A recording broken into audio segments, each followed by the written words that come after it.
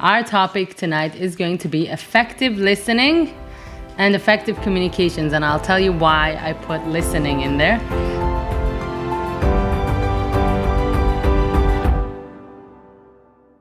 You'll see that listening is obviously a big part of communication. If there's no listening, sometimes you really don't have communication, and we'll see it through experiences and through, examples here.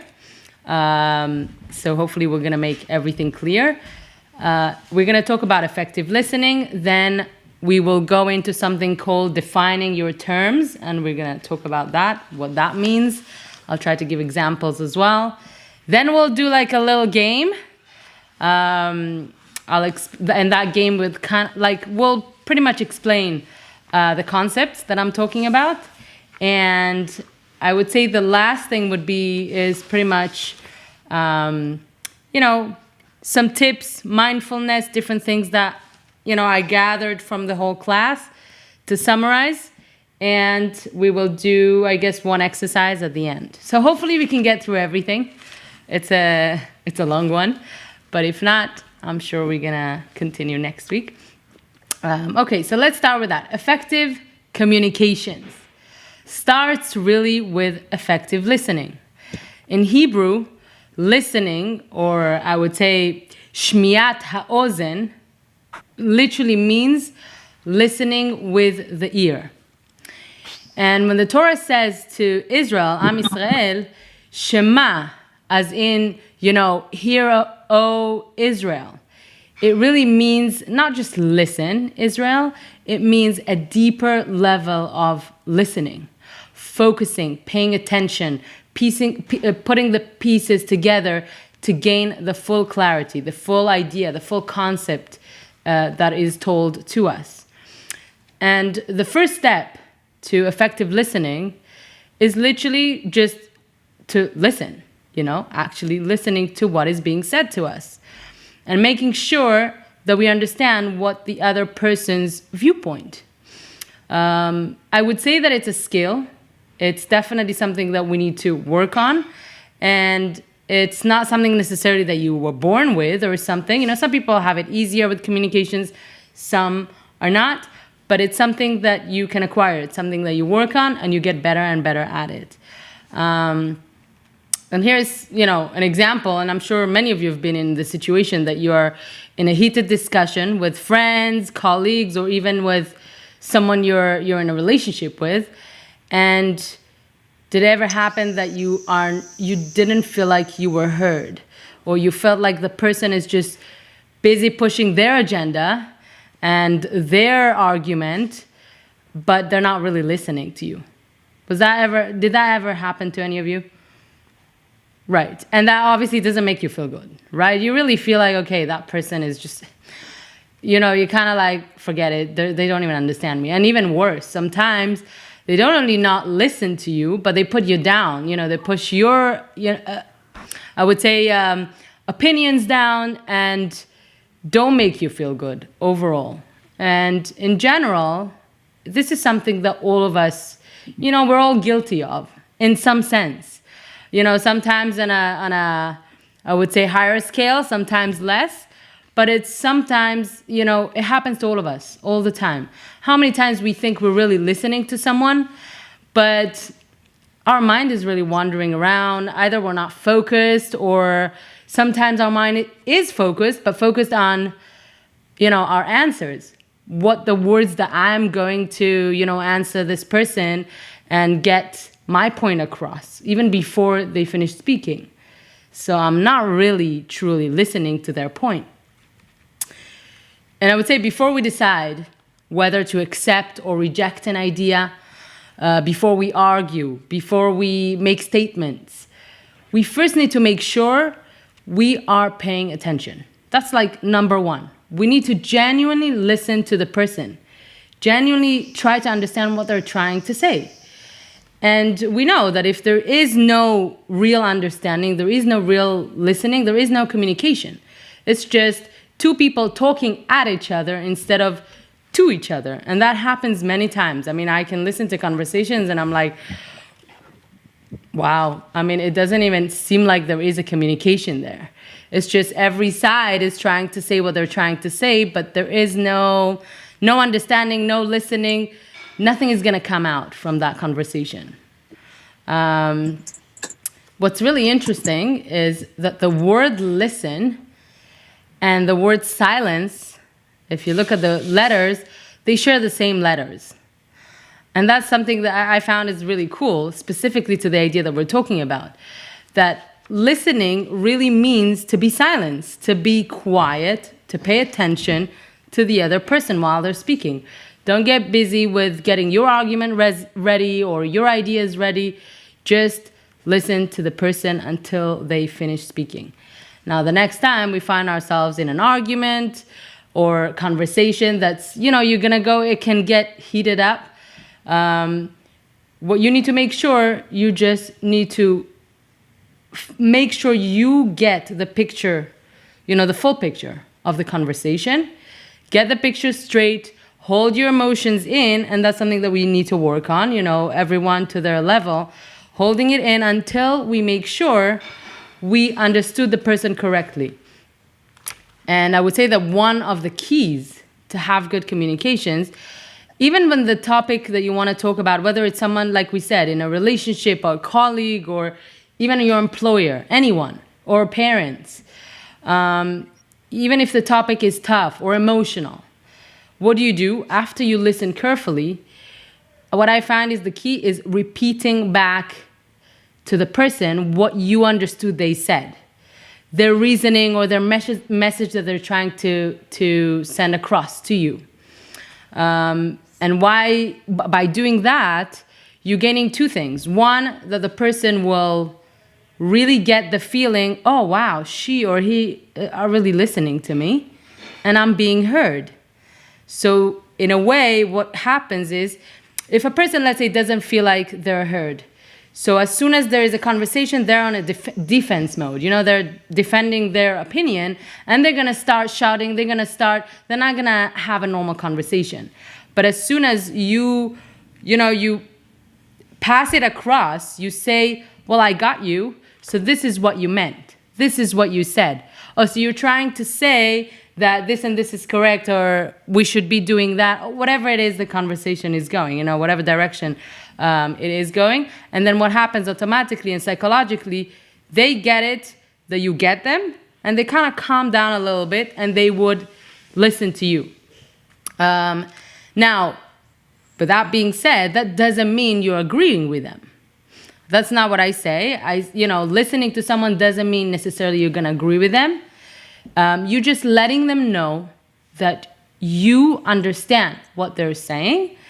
And, I would say that after that, once you pass that stage and they're kind of, feel good, they told you what they're feeling, then you can go ahead and say your point and they will listen to you, as we said.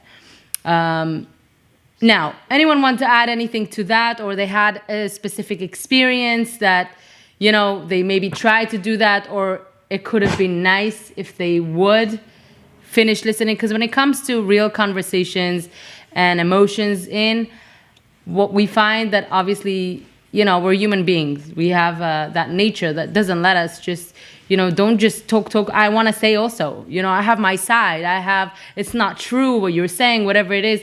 So we don't always listen till the end. Anyone want to add anything before we move on to the next thing? Come on. No one wants to add anything? I'll add something. I think there's a reason that we have two ears and one mouth, so you can listen before you speak. Ooh, look at that. Well, that's a great Jewish idea. I like that. And I see Hallie's trying to say something. Yeah, I would say that repeating what the other person said right after can also be helpful if maybe you misunderstood what they were trying to say, because it gives that person a chance to correct you. Perfect. That's exactly, one of the reasons why it is good to do that. Because you know what? Sometimes we can have a conversation and like you said, I might not even get what you were trying to say. So by me repeating what you're saying, or at least your message, we can get the clarification. Oh, you didn't really understand me. Wait, I meant this and this and this. And then, You avoid like a whole argument or a whole heated conversation. That's great. I love that. Anyone else want to add anything else before we move on? Yeah, also, I think that like repeating what someone says to you, it makes that person feel understood because it shows that you've really been listening to them and that what they've said to you wasn't lost on you. And Exactly. when someone understands you, that's the best feeling ever. So I think it just helps with communication in general. I love it. Yes, that's exactly, a reason why it's good to do that. And again, it's not something that will happen naturally many times, but if you kind of work in it and I would say, brainwash ourselves in a good way, to train ourselves to have self-control. I want to listen. And then when you really listen genuinely and your mind is not wandering around or being prepared, kind of like preparing yourself to say what you want to say and prove to them that they're wrong, then if you really give it a thought, you'll be able to repeat what they're saying and hopefully pass the message that you understood them. Hopefully there was like no miscommunications in between and you got what they're trying to say, like Hallie said, and then move on to maybe your side if there is a need for it. Sometimes people find that, by finding out the miscommunications right there, let's say I didn't understand the person. And instead of running, to my side and starting to talk, what I would do, I would just really try to understand, did I actually understand what you're trying to say? And then when I do that, what happens? Automatically, they will, either correct me or whatever, and then there might not even be a need for an argument or anything like that. So that's something that's really, really important. And I find that's one of the keys. It's the repeating after someone says something to make sure it's for them and for you, for them to make sure that, they got me, when you feel understood, you feel good. And then for you to make sure that you understand what they're saying. Now, let's go to the next thing. Defining your terms. Okay, and that's something that we'll explain. What does that mean? So a lot of the times, misunderstandings and miscommunications happen because we use undefined terms in our conversations, and we'll give examples. Not everyone is clear on the definition in the conversation, and then there is kind of like miscommunication or confusion. What did they mean? They meant this, they meant that, and people do different things. And that can happen with work, with just anything. Let's give an example, and that's something I've heard on an Israel trip, and I found, hey, that's like a cool example to tie into this. So on a trip, when you take a lot of people first time to Israel, we've done that many times, and they tour around, and everyone has different experiences, Now, one of the guys that were on the trip, he seemed like he was having a good time, enjoying touring. It was his first time ever being in Israel. And then at the end of the trip, one of the rabbis, the mentors, asked him, so how was Israel? Like, how was the trip? So he said, yeah, it was amazing. Everything was great. But like one thing I don't understand, everyone says that this place is holy. I don't see anything holy in this place. I've been to the north, to the south, to Tel Aviv, to Yerushalayim, to I don't know where, to all the hikes. I don't see anything like that. Like, what's up with this place? Or why people say that? So the rabbi is asking him, are you a bafuf stick? So the guy's like looking at the rabbi. He's like, what are you saying? What? What did you just say? So he said, just answer, yes or no. So the guy's like, I have no idea what you're saying. How am I supposed to answer if I don't know what you're saying? So the rabbi is asking him, well, so can you tell me what holiness means then? Do you know what that means? What do you think it is? Is it like, angels flying down the street with like flapping their wings, like rainbow colors, and I don't know what. Do you think that's holiness? What do you think that term means? How can you make a statement about a place, about something, whether or not it is holy, if you don't really know what holiness means? So as we see, sometimes we do throw around, different concepts and different things that in our mind, it could be very vague. We don't really understand what those are. And those can create either miscommunication, misunderstanding. It can create different things that would not lead our conversation in the right direction. Getting the clear definition to terms, we find is really crucial to having a productive and intellectual discussion between people. And again, it could be on a date, it could be with your colleagues, it could be with your family, it could be with your, friends, siblings, anyone. I'll give you another example. That's I've heard many times when we were in Oregon. Not so much here in LA, but so we would hear from college students. People say like, well, listen, especially when we were tabling outside on campus, you look for Jews and you'll find some Jews and some of them they tell you, well, I'm a good Jew. I don't need a religion to tell me anything. I'm a good person. What do you want from me? I don't want to get involved. Something like that, along those lines. And we've heard that many times.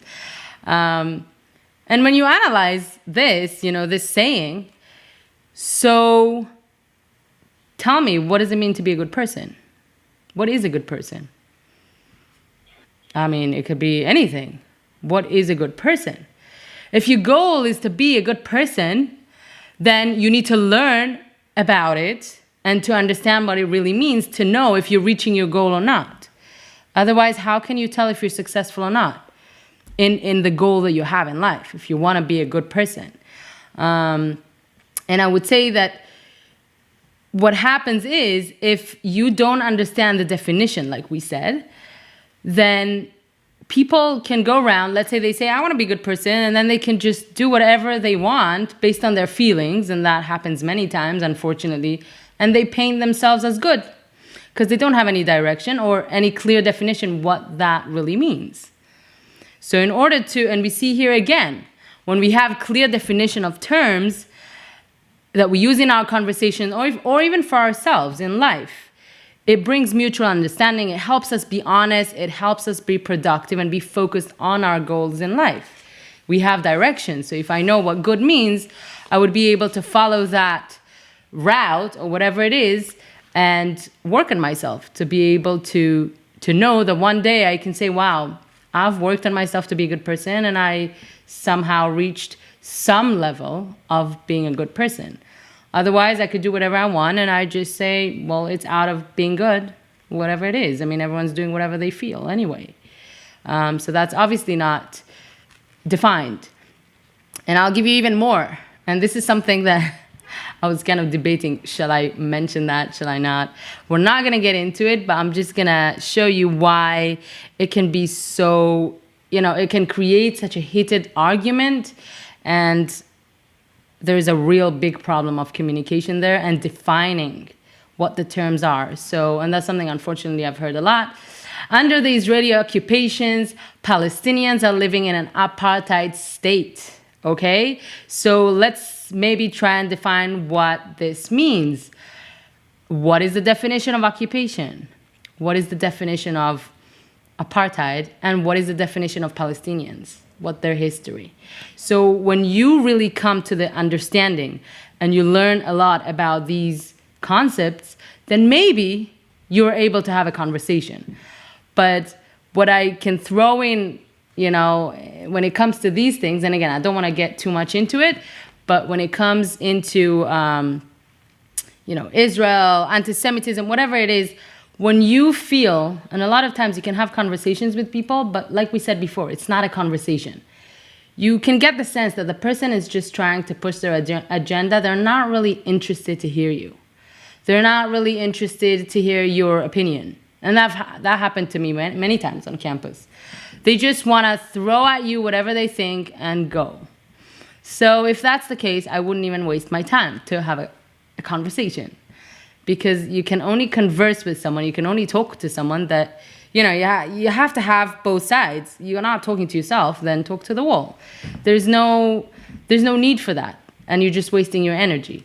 So that's something that I find, even in Judaism as well. There's people that would be, let's say they would come onto a class and their goal is to just, I don't know, be negative and bring out the problems, what they find they don't agree, and they don't really want to hear the answers. It's just they want to be there to put out everything that hurts them about Judaism or everything they don't like.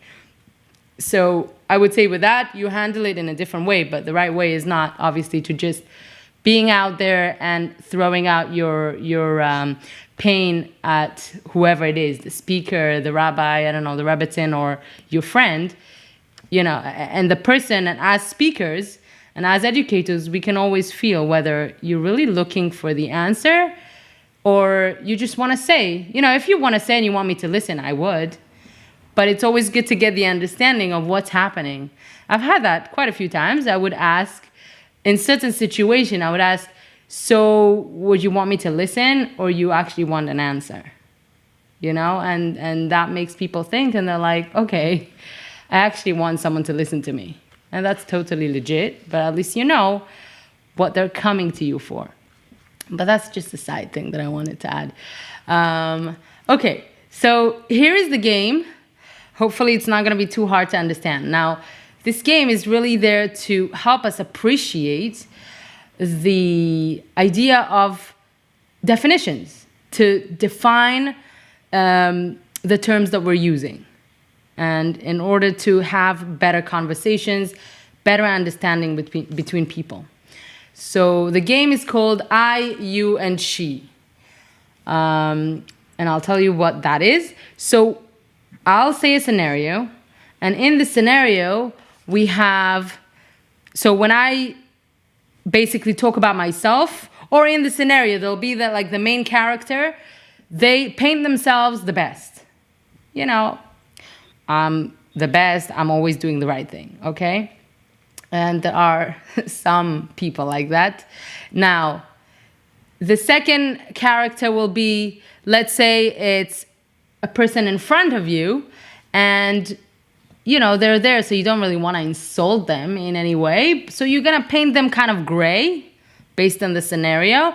And then the third person is not there to like defend themselves, so you paint them pretty bad when you talk about them to other people. So let's give you a scenario.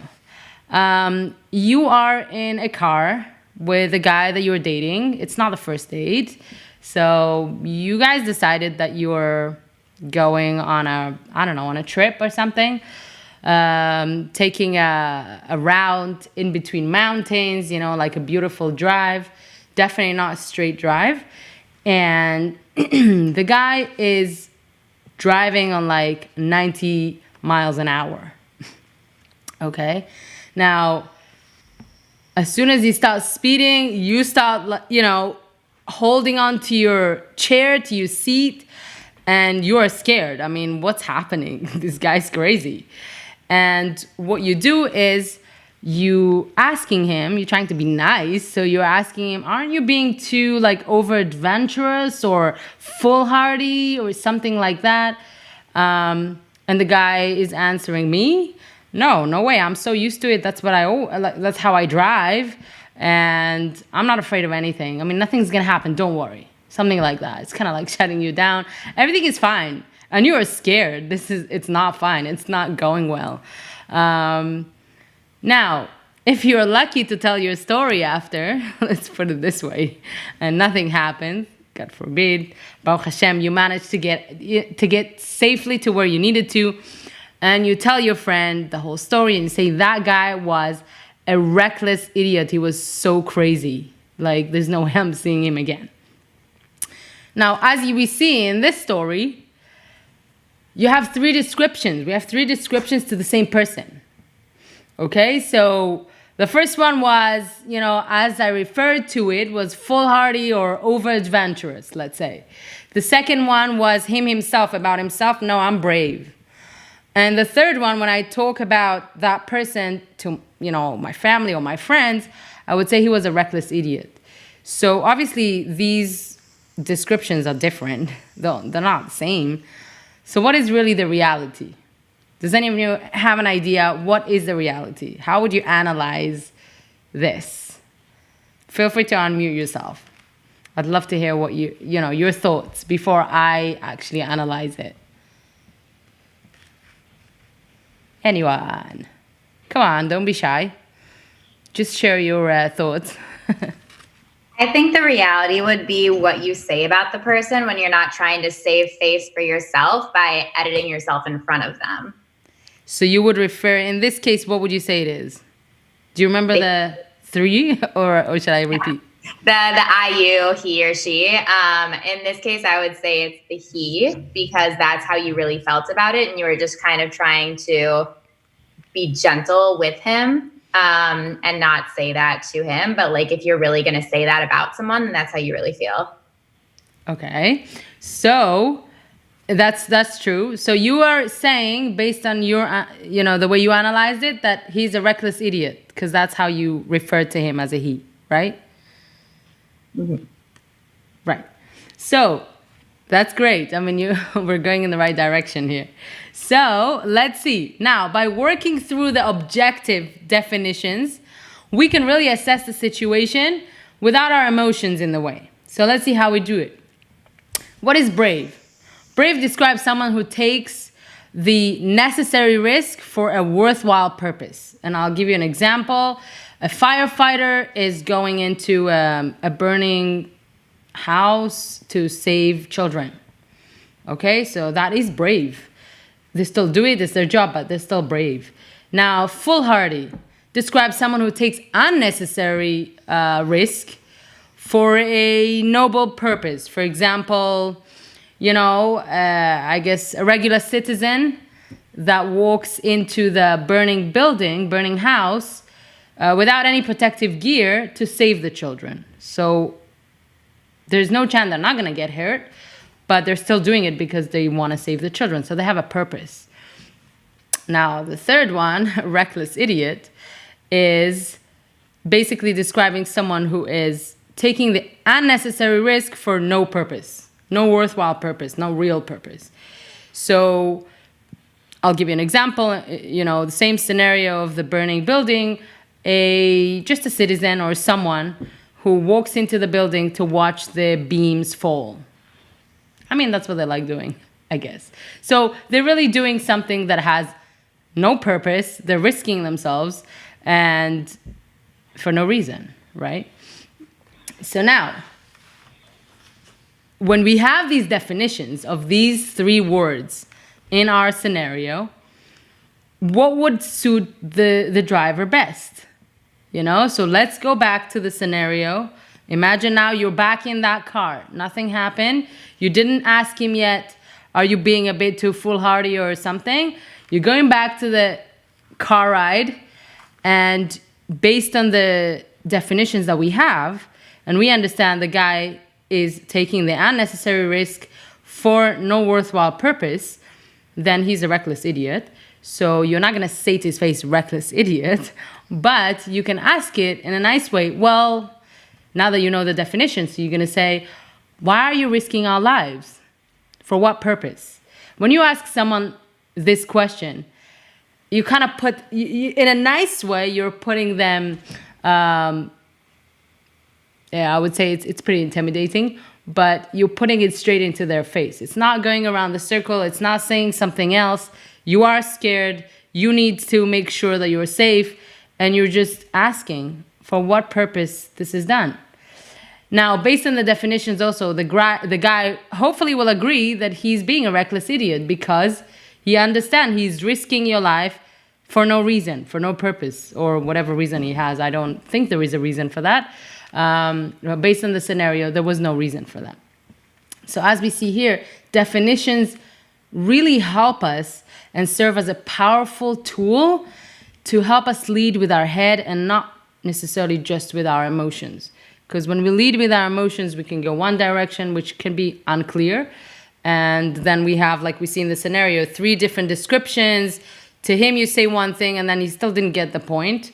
I'm not saying we need to educate the whole world, but when it comes to a situation where you're in danger, there is no problem to tell the person why you're risking my life or why you're risking our lives and for what purpose is this? Just help me understand, So they'll have to agree that they're doing something wrong here. Now, let's see, anyone want to bring out another scenario where we can, analyze the 3 descriptions, the same as this one? Hopefully it's not too complicated for you. Anyone here in the group would like to do that? If it's too tough, then we don't have to do it. We'll have other examples later for different exercise. Anyone is up for the challenge or no? I see everyone thinking.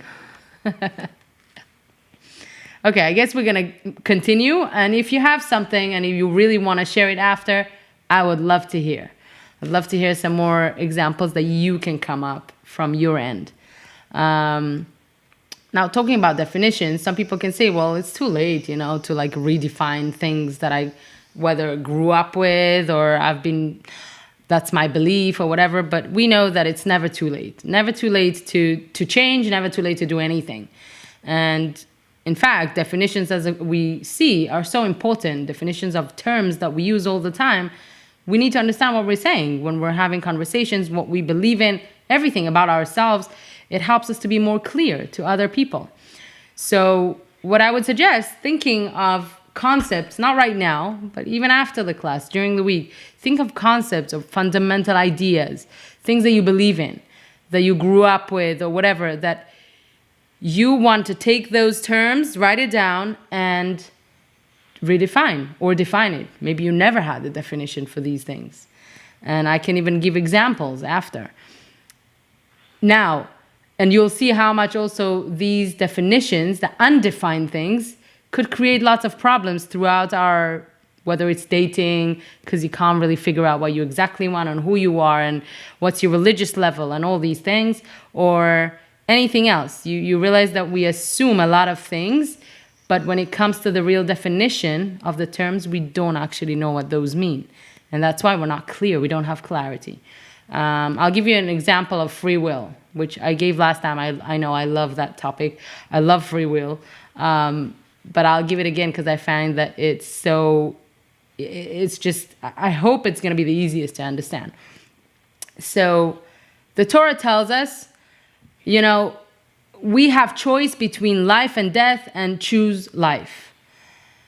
Now, it's kind of interesting because, obviously, if you have life and death, as human beings, why are we not going to choose life? I mean, no one wakes up in the morning and says, today I want to be evil.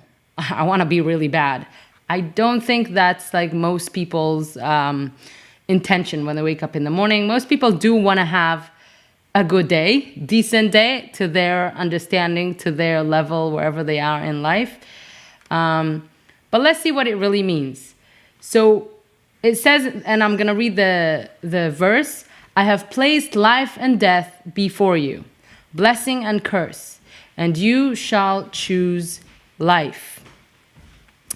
Free will is the decision between, and we mentioned that last week, I would say the conflict or the decision between what your soul wants to accomplish, to grow, to achieve, to get close to its source, and to what your body feels like. It feels like escaping pain, sleeping in, instant gratification, anything like that. That's physical. That's what our bodies, are into. And our soul is definitely into a complete different direction. So that's what the Torah tells us. This is what free will. Now let's see, how do we apply it to real life? Okay. So here we see, and this is actually a conversation that, yes, it can happen between a person to themselves, in their mind, to really get the idea of what's their motivation, who they are, what's making them not, what's not motivating them to do things, what's stopping them. But it's also something that I've heard from, people that I've mentored and I've met and that wanted to have help to understand what's happening, what is going on with me. And so that's how it goes. So the question is, do you want to be great? Of course I want to be great, but I just don't feel like making the effort. And by the way, I hear that unfortunately a lot today. not today, but in this COVID-19 pandemic that we're living in, because it kind of feels like there's no end to it. So a lot of people are less motivated, lots of, feeling more down. There's not much to look forward to. And so this conversation, I think, is very real. Okay, so of course, I do want to be good. I really just don't feel like making any effort. I'm not in the mood, and that's something a lot of people say. Well, I feel like sleeping in. I feel like pushing off the issues for another day. I don't want to deal with it. Just tired of life. Don't want to do this. Okay. So you don't want to be great. You just want to be average. No, I still want to... Well, I'm okay with being average. You know what? So that's a conclusion they come to. I'm okay with being average. But I'm still good. I just don't feel like doing anything today. Really? You want mediocrity? Well, of course not. I want greatness. Let me tell you. But why can't you understand? Not today. Okay? I don't want to do it today. That's it. So the next question would be, why not today? It's a very real conversation. Why not today? Tell me, why you're not feeling like making a change or moving on, getting out of your comfort zone, whatever that is. Why not today? So the answer is because I just don't feel like it. I'm not in the mood. I don't have ambition. I don't want to do this. So here is where the free will plays a role here. Well, who says you have to do what you feel like? And that's just a different way of thinking right now. People are trained to think that, you need to do only what feels right and what you feel like doing. But that's not the honest truth. We need to do sometimes things that we don't feel like doing in order to get out of our comfort zone, in order to be successful, in order to just move on. Because it's obviously comfortable to stay in the same square and do the same thing and not putting myself out there, not taking risks, just being comfortable. So the question is really, who says you have to do what you feel like? You need to do what you want to. So, and here we know what the person wants to. They said they want to be great. It's not like they said they don't want to be good. They don't want to be successful. They don't want to, have, good communications with people or have good relationship with their parents. It's not like they don't want to. They just don't have the ambition to. And they say, I don't feel like doing it. Now, by doing this, kind of like having this conversation, you really make the decision to tackle the pain and get yourself out of your comfort zone. And really where the pain here in this conversation is we see it's very clear that it's a conversation between the soul and the body. The body makes us sometimes go down. It's like, I don't feel like it. I'm tired. I don't want to do this. I'm not in the mood. But the soul has fire. We came to the world with a purpose. And we're here to do. We're not here to just sit down, do nothing. So when we do actually do that and do nothing, our soul is not fulfilled. So it's going to make us feel not good. So yes, I do want to be good. That's what I really want. But I don't feel like is basically what my body is telling me. So our body, which is very physical, is bringing me down a lot of the times. So that's where we're tackling it with free will.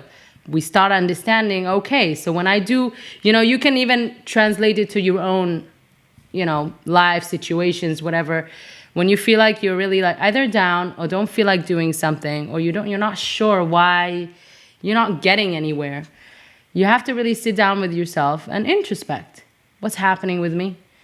Is it just my body really putting me down? Because the truth is there are no excitements or parties or things going on now. I don't have anything to look forward to, but yet my soul do want to succeed. My soul does, it's the greater power. It's the spiritual source that wants to keep going. It didn't come to the world to do nothing. So there's always going to be that conflict. And every place has that conflict in a different place, in a different area in life. But it's important to be aware of it, to know how to tackle it. So that's the example of free will, how free will can help us understand how we work. So if we define it, because a lot of people say, well, so what is free will? So if you define what free will is, you'll be able to use it. It's a tool. Use it in your own life to figure out how you feel, how to get out of whatever situations you are, how to move on with, how to push yourself to things that your body doesn't feel like it. Because, for example, I've heard from many people, public speaking, they're so petrified, they're so scared of it. And, and again, it's the body, it's the physical thing that's just like, I don't know, I don't want to deal with it. I don't want to be out there. I don't want to make a joke of myself. Maybe I'll forget what I'm trying to say, whatever it is. But what the soul is saying, try. Why are you giving up on yourself? You got to try. You got to push yourself. So that's where, when we start recognizing where the battle is, we would hopefully know what to do then. So if I realize, okay, what's good to do is this. What I don't feel like is because my body is telling me that, I'm not going to listen. I'm still going to push to get out of it. And once you do, nothing will stop you. You're going to start blossoming. You'll see what it means to really conquer things and really work with your free will to make yourself the best that you can be. So that was my example in terms of defining terms in life, which can be very, I would say, important. And it seems like such a big thing, but you can sit down and write even just 5 terms, 5 things that you usually either believe in or whatever it is that you find that you're not really sure what it really means. It could be Jewish things. It doesn't have to be just anything. What does it really mean? Love. What does it really mean? Marriage. What does it really mean? A friend. What is a friend? When you get these things clear to yourself, you're going to have much more directions with where you're going, how you're proceeding, how you're having even conversations based on the game that we saw before and the examples. Now, the last part of this class, let's see what time it is. We're good with the time, okay. So the last part of the class is, the few, I would say, points that I kind of gathered to have, and I called it mindfulness. So it's, I would say, a few tips for life that I find when we are much more mindful about those things will change a lot in our life, in the way we look at the world, in the way we look at people, in the way we grow within ourselves and have much better communication as in a general picture. So the first point here would be listening to what we see, read, and experience. So that's part of the effective listening. What does it mean to listen to what you see, read, and experience? Can anyone want to give me just like a guess? What do they think I mean by that? What does it mean listening to what I read or what I experience or what I see? Any of you? Does it mean like to be active in everything that you do, whether you're reading a book or listening to someone? So actively involved in everything? Actively involved. Do you want to elaborate a little more? What do you mean by actively involved? Like, if someone's talking to you, you're there, you're present in the moment and you're listening to them. If you're reading a book, you're not thinking about something else, but you're so involved in reading the book and understanding the story and putting it together. This is what I took from it. I love it. You're really there. Yeah, Hallie. I think for like listening to what's going on around us, it means you're fully in the present moment. Because if, listening to what you see and read means that you are in the moment with what's going on around you and you're not, off thinking about other things. Perfect. Wow, you girls are really got it. So that's pretty much what it means. We need to get to the habit of articulating what we experience, we read, we do, because the truth is anything that is worth our time, anything that we spend time on, whether it's reading a book or having a conversation with someone or even touring, it needs to be productive. And what does that mean? You define your goal ahead of time. What do I want to gain from this experience? When I tour, Do I want to relax and really disconnect? So then be focused, be present, be in the moment. Don't be focused on your selfies right now. Be focused on nature, what you're seeing, the trails, the mountains, the sound of the water, or whatever that is, or the starry night, if you go camping, you are really connecting to the higher source. You're really present. So that's something that you make your experience productive. So you define your goal ahead of time of what you want to accomplish. And once you did it, once you had that experience as well, you're able to analyze that experience and even define the experience that you had. Wow, what did I gain from it? And, I find that it's so important many, many times. And I can say I'm guilty of this. I can read something and then 5 minutes later, I'm like, what did I just read? Did I just read this? Oh my gosh, I need to do this again. It's like, and that happens to me. Obviously, I wasn't focused when I was reading it, and I just wasted my time. Many people, they can tell you, I read this book, I don't know anything, I don't remember anything. So what happens is when we don't articulate, when we're not present, we're not listening to the moments, we're losing out first a lot of time, and it's just pieces of data swimming in our brains but not going anywhere. So we're not even able to learn from our experiences, to learn new things, to grow as a person. So that's something that I find is really, really important. Tuning in, listening to what is around us, to what we see, to what we experience, and to what we read. And I think with reading, it's a challenge to many. You do need to be focused when you're reading. Otherwise, it's not worth your time. You're just wasting your time. The second one would be listening to the events of your life. I would love some of you, to tell me, what do you think that means? Listening to the events of your life. Yeah, Ali. I think that means that it's like that expression, I'm going to mess it up, but it's like you keep learning the lesson, you keep going through something until you learn the lesson. So, you have to pay attention to what these experiences are teaching you. I like that. Okay, so it's the lessons that you learn from the experiences. Right. Anyone else want to add on that? Yeah, Megan. I think also it's good to look back on your experiences to realize how you got where you are and why you act how you act. Right. And then if you do that, how it's going to help you? How is it going to change anything? You can realize what your weaknesses are and what you need to work on, or what your skills are. Amazing. Wow. You girls are just you don't need me. Why do you need me here? This is amazing. I love it. And yeah, this is exactly what I wrote here for myself, is taking the time to introspect and really define the lessons that we learn from big things that happen in our lives. Whether it's, God forbid, a loss of someone, or got fired from a job. And I'll give that example, less emotions in there. Someone get fired from a job, and that happens a lot, unfortunately, nowadays.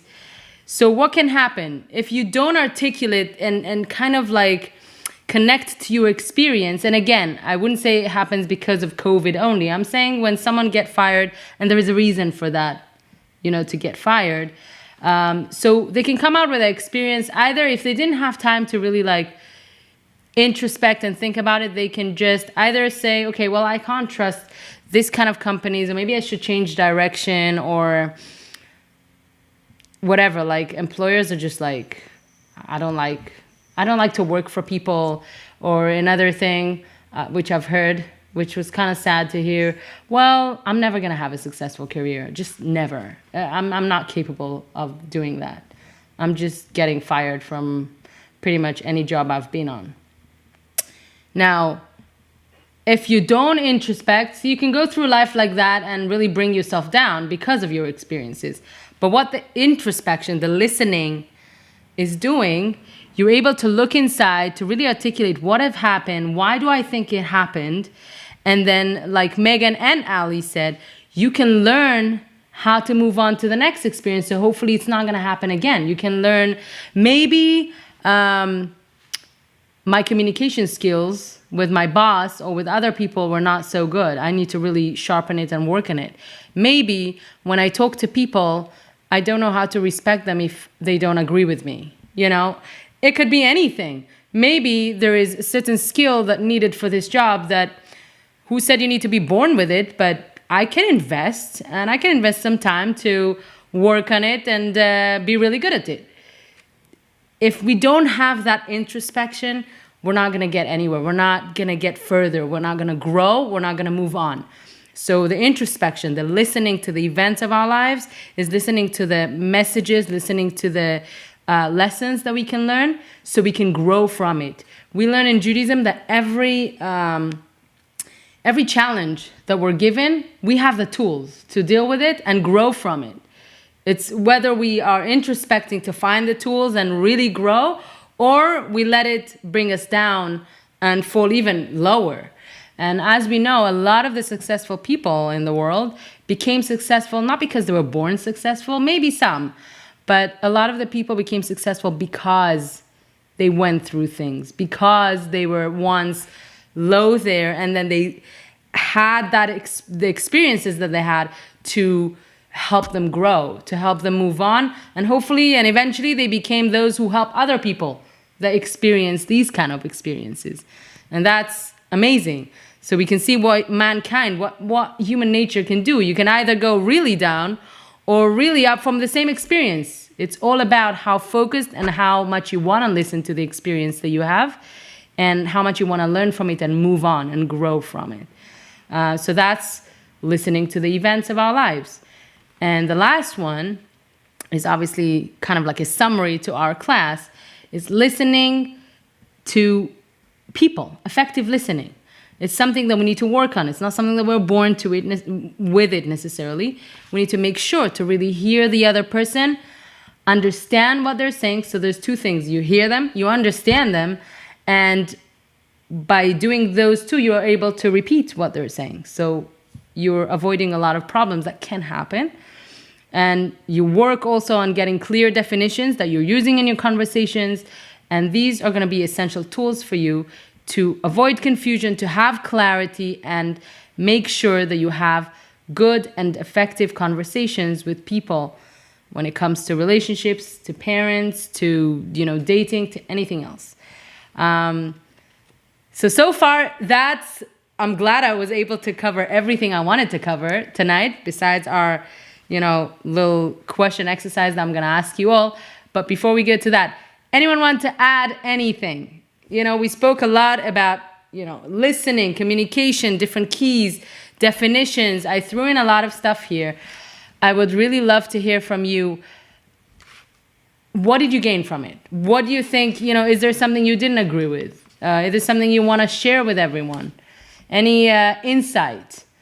I would really love to hear from any of you, anything you'd like to share. I'm here for that.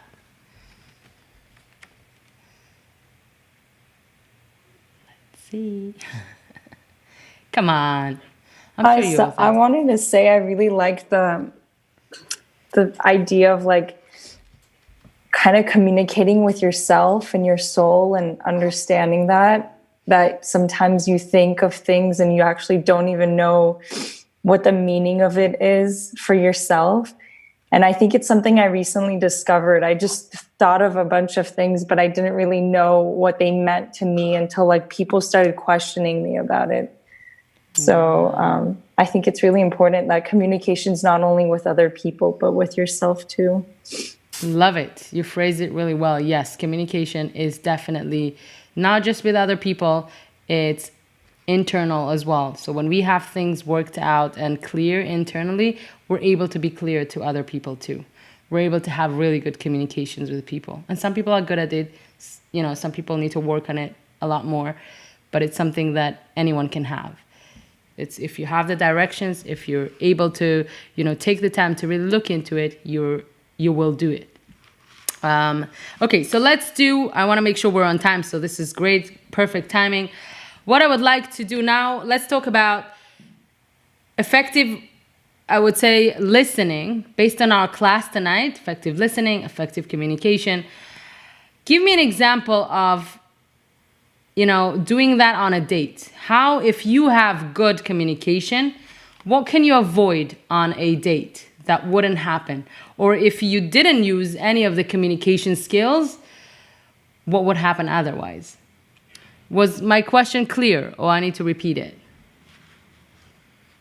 Would you like me to repeat? I have an example. Yeah. Who is it? So, Sorry, I can't see you. You're going to date Oh. Who is it? Oh, okay. Sorry, No, I just couldn't see your square. Okay. Yes. I was just going to say, you go on a date, you're meeting someone for the first time. And if you're not effectively listening, let's say they say something and you're just thinking about what you're going to say, then maybe later on you'll ask them a question that they already told you. And so you'll look bad because they already told you this thing about themselves and now they have to repeat themselves. That's right. Well, that's embarrassing. That can happen. Definitely. Wow. Thank you. Thank you for sharing that. Anything else? I have a kind of funny example. I love funny examples. Go ahead.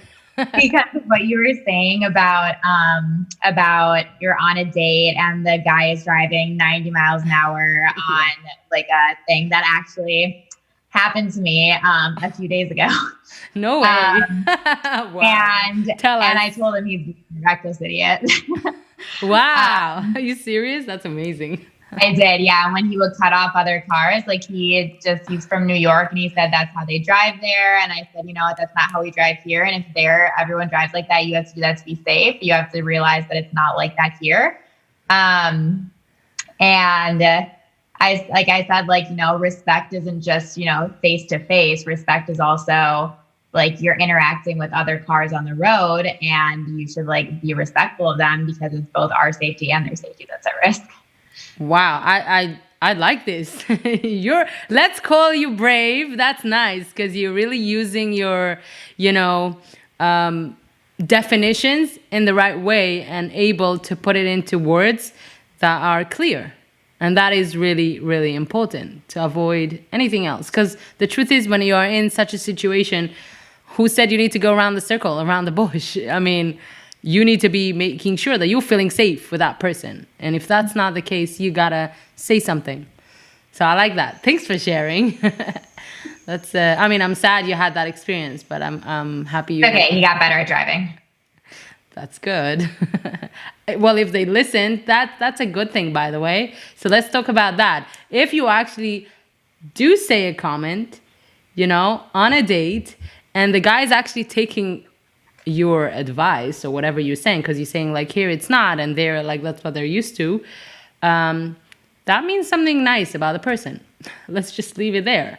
It does mean that they're able to hear criticism and they're able to accept. They realize maybe. Again, I'm not putting a stamp that person is awesome. I'm sure they are, but just to give us an idea, it is nice when someone is actually deciding to take on something that you're saying. Mm-hmm. Okay, well, I like that. Anyone else? Anything else? Or any other funny things that happened to you that's, or scary things? But anything to do with communications, that it can go wrong when there is no good communication. Or he thought I said that, but I said that. I hear so many scenarios, so many stories when it comes to dating. Hey, Hallie. Yeah, one thing that I think now is super important if you're dating someone for communication is to know what they are looking for going into it. Because I know a lot of times I've gone on dates with people and we're looking for two different things. And so that can be really important. And especially in at our age, I feel like there's a lot of people half of the people are looking for a serious relationship. And then there are people who don't want that at all. Right. And if you don't establish that at the beginning and communicate that, someone's going to get hurt. I love what you said, because that's something that we kept saying during the effective dating series that we just ended a few weeks ago. And And it's super important. That is part of communication, because what's the point? You're going to go into a relationship where you're both having different ideas of what you want from the relationship, and someone will get hurt, and you're wasting your time, and you're having drama in your life for no reason. So these are the things that are really important to mention. But what I would like you to share, if you can, is, so how would you say is the best way to communicate it to someone? Let's say you are going on a date. How would you find out if they are on the same page? What would you say? I mean, I think if you could straight up just ask the other person, like, hey, what are you looking for? You know, I mean, I know that might be kind of scary, but I think that's the best way to know. Because they're either going to say, I'm looking for something serious, or I'm not. Right. I like that. Thank you. I mean, I'm all into being very straight out and upfront. Maybe it's because I'm Israeli, you can blame that, but I just like that, you know. I think it just avoids a lot of problems in life. But, right, I like that. I'm processing it and I like it. I think that is the way. Some people would tell me, and that's the advice that I would give, but some people would tell me, yeah, I'm scared to do that.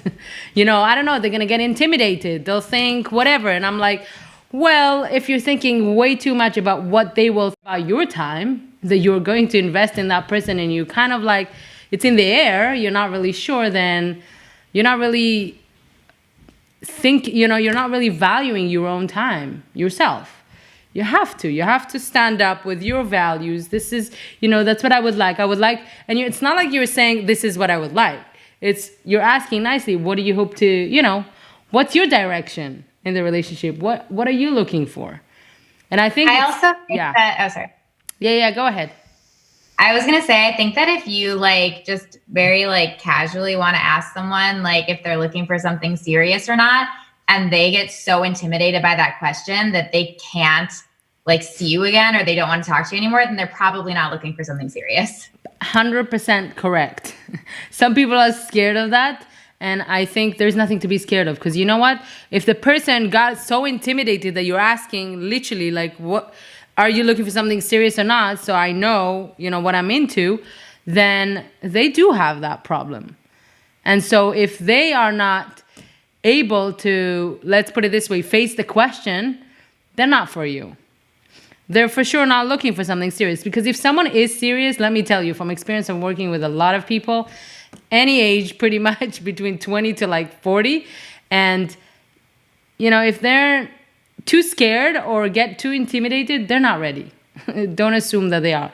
If someone is serious, they won't be shy or anything to say, I'm looking for something serious, potentially. No one said, you need to mention marriage tomorrow. That's not what I'm saying. But when we say something serious, we understand we're looking for something more than just dating to date, like we phrased it in the dating series. Thanks for mentioning that, Becca.